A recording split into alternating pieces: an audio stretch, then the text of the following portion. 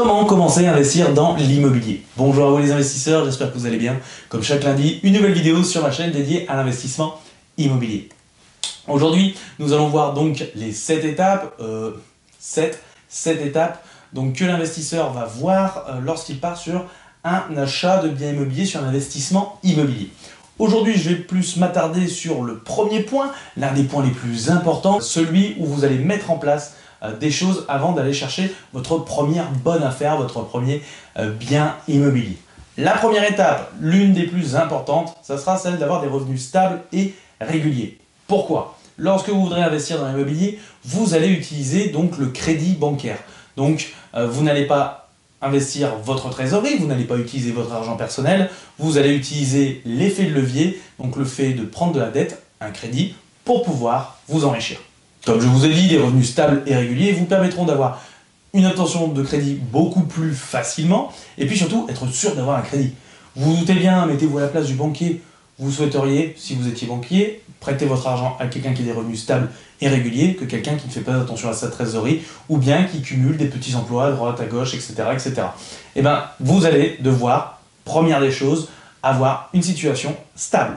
Et dans les points qui sont aussi indispensables à mettre en place avant de chercher votre premier bien immobilier, il faudra donc, deuxièmement, vous créer de l'épargne. Alors, comment épargner? Beaucoup de personnes ont leur salaire, ils dépensent leur argent et à la fin du mois, s'il reste de l'argent de côté, on l'épargne.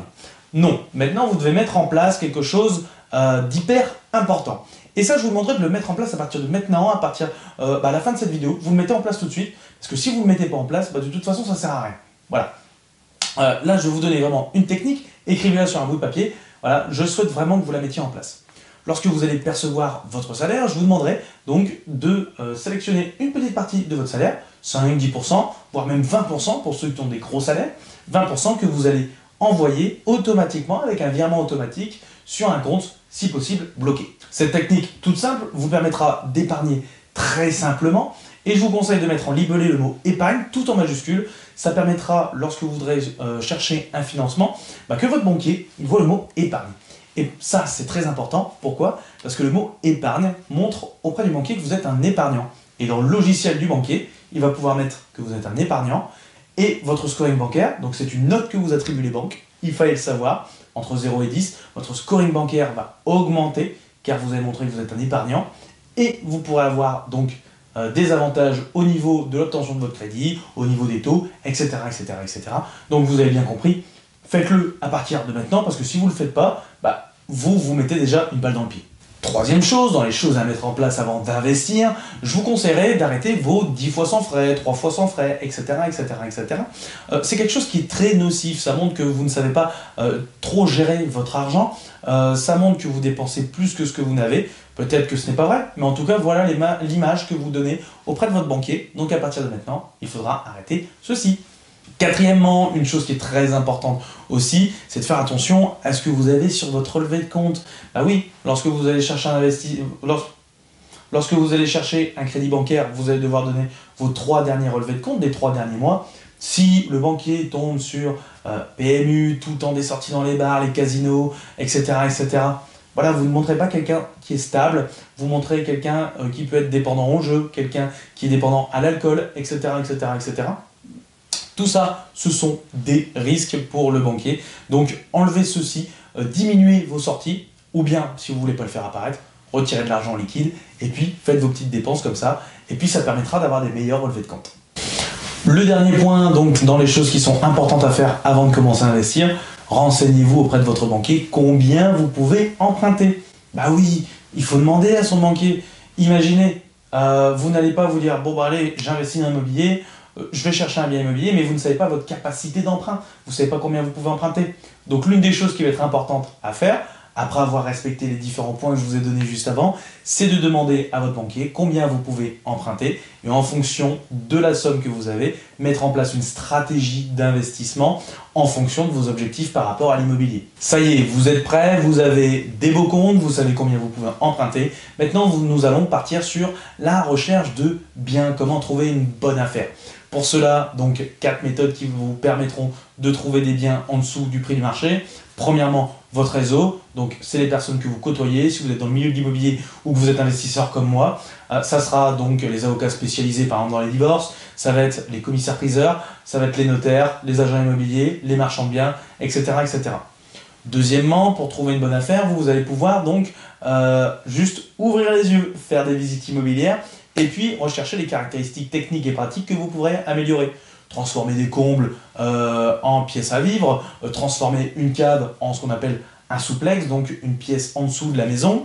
Ça va être de faire des extensions, de faire de la division immobilière. Voilà, des petites techniques qui vont vous permettre donc de gagner beaucoup d'argent sur un bien immobilier.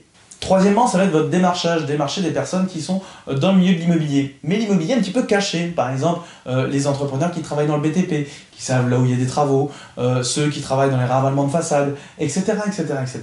Vous allez pouvoir trouver des superbes affaires comme ceci. Quatrièmement, une chose très importante pour trouver des bonnes affaires, c'est votre pouvoir de négociation. Si vous savez bien négocier et que la personne est pressée, sachez qu'un vendeur, quand il vend son bien immobilier, c'est qu'il a une raison de vendre. Trouvez si ce dernier est pressé, vous pourrez entamer de très bonnes négociations qui vous permettront de gagner énormément d'argent.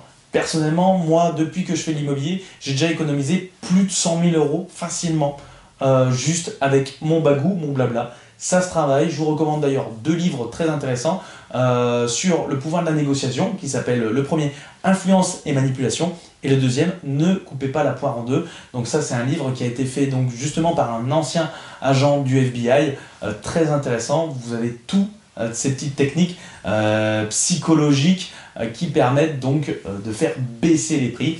Vous les adaptez au monde de l'immobilier, vous pourrez gagner beaucoup d'argent. Maintenant, venons sur le troisième point.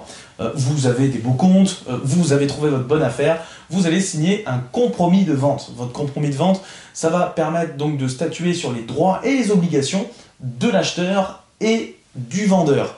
Vous allez devoir donc respecter différentes conditions. Vous allez pouvoir aussi rajouter vos conditions, par exemple une condition suspensive de prêt. Si vous n'avez pas votre crédit, vous pourrez sortir de la vente sans payer aucune indemnité. Méfiez-vous lorsque vous signez un compromis de vente, faites-vous bien accompagner par un bon notaire parce que vous pourriez peut-être passer sur quelques petits points qui sont très importants et qui pourraient vous coûter très cher. Compromis de vente signé, nous allons arriver sur le 4e point, celui du financement. Vous allez donc démarcher les différentes banques ou bien un courtier. Personnellement, je passe directement par la banque. Pourquoi? Parce que j'ai un véritable partenaire financier et donc je vais négocier différents points sur mon crédit. Donc je vais voir avec elle donc, pour ne pas payer d'IRA, d'indemnité de remboursement anticipé. Je vais voir pour avoir un taux plus faible, je vais négocier les frais de dossier. Je vais regarder le TEG, le taux annuel effectif global. Je vais regarder pour négocier aussi tout ce qui va être assurance. Je vais demander une franchise pour les travaux, le fait de ne pas payer son crédit tout de suite.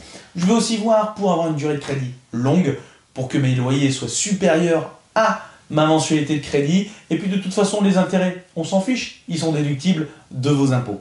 Voilà, plein de choses qui vont vous permettre d'avoir un financement optimal et avoir votre bien immobilier parfait avec une rentabilité derrière. Le financement eu, nous allons passer au 5e point, celui de la rénovation. Vous allez donc rénover votre bien immobilier, je vous conseille de passer par des professionnels. Pourquoi? Car vous irez beaucoup plus vite que de rénover vous-même, vous allez avoir donc plus vite vos loyers, vous allez avoir un appartement qui va être propre, sain, bien fini, vous n'aurez pas besoin de repasser derrière dans quelques années. Je vous conseille vraiment de faire des travaux dans vos biens immobiliers. Pourquoi? Parce que vous pouvez les défiscaliser, ne pas payer d'impôts sur vos revenus issus de vos loyers. Donc c'est très intéressant, vous repartez sur un bien qui est neuf et donc très peu de gestion par la suite. Si vous passez par des artisans, je vais vous donner quelques conseils. Vérifiez bien leur décennale, donc leurs assurances. Vérifiez bien, avant de les prendre, des chantiers qu'ils ont pu effectuer. Vérifiez aussi des avis sur Internet, parce qu'il y a beaucoup de sociétés, voilà, elles prennent votre premier acompte et puis d'un coup, elles ferment. Méfiez-vous, regardez donc toutes ces assurances, regardez les avis sur Internet et allez visiter d'anciens chantiers. Voilà, c'est des choses toutes bêtes, mais déjà ces 3 points sont extra importants. Dernier petit point, n'oubliez pas avec votre artisan de voir pour mettre des pénalités de fin de livraison de chantier. Beaucoup d'artisans vous promettent que voilà, votre chantier sera fini en mars, monsieur Intel, monsieur Dupont, votre chantier sera fini en mars, mais en mars, le chantier n'est toujours pas fini, il sera livré en juillet, vous perdez de l'argent, vous payez votre crédit, vous n'avez pas de locataire, donc vérifiez bien à mettre ces frais de fin de livraison de chantier. Si l'artisan ne respecte pas les conditions dans le contrat, de finir le chantier pour mars, à ce moment-là, il vous versera des pénalités chaque semaine, chaque mois, voilà, en fonction du contrat que vous avez acté. Sixième point, l'un des points les plus importants, la fiscalité. N'oubliez pas de choisir une fiscalité adaptée à votre profil d'investisseur en fonction de votre situation personnelle, professionnelle, patrimoniale, votre projet et puis ce que vous souhaitez faire dans l'immobilier à court, moyen et long terme. Voilà, il n'y a pas de fiscalité à choisir plus qu'une autre. Il y en a, c'est vrai. On retrouve souvent le LMNP, loueur meublé non professionnel ou la SCI-LIS, Société civile immobilière à l'impôt sur les sociétés, mais ce n'est pas pour ça qu'elles sont intéressantes pour vous. S'il existe plusieurs régimes fiscaux, il y en a plus d'une dizaine dans l'immobilier, c'est qu'ils ont tous leurs avantages et leurs inconvénients. Donc ça, n'hésitez pas à vous faire guider par un professionnel, un comptable, un expert comptable par exemple. Septième point, celui que nous préférons, c'est la fin de notre investissement. Donc là, c'est la mise en location. Et puis, huitièmement, attendre et s'enrichir. Vos loyers remboursent votre crédit. Vous pouvez même avoir de l'argent excédentaire, ce qu'on appelle le cash flow. Ce cash flow peut vous servir pour jouir de cet argent, comme vous le souhaitez, ou bien de repartir sur d'autres investissements pour refaire encore plus de cash flow. Voilà, j'espère que cette vidéo vous a plu. Si vous êtes intéressé à un investissement immobilier, il suffit de cliquer sur le petit bouton s'abonner. Tous les lundis, vous allez recevoir une nouvelle vidéo à ce sujet. Et un petit pouce bleu, ça me ferait super plaisir, ça fera remonter cette vidéo et je pourrais vous faire des vidéos de plus en plus qualitatives. Ça me ferait extrêmement plaisir, donc s'il vous plaît, un petit pouce bleu, c'est pas grand chose. Et un petit commentaire si vous avez bien aimé cette vidéo, pareil, ça me fait remonter dans le fil de l'actualité. C'est tout bête, mais ça me ferait vraiment plaisir. Voilà, en tout cas, je vous souhaite une très bonne journée. On se dit à lundi prochain, vu que vous vous êtes abonné. Et puis, à bientôt.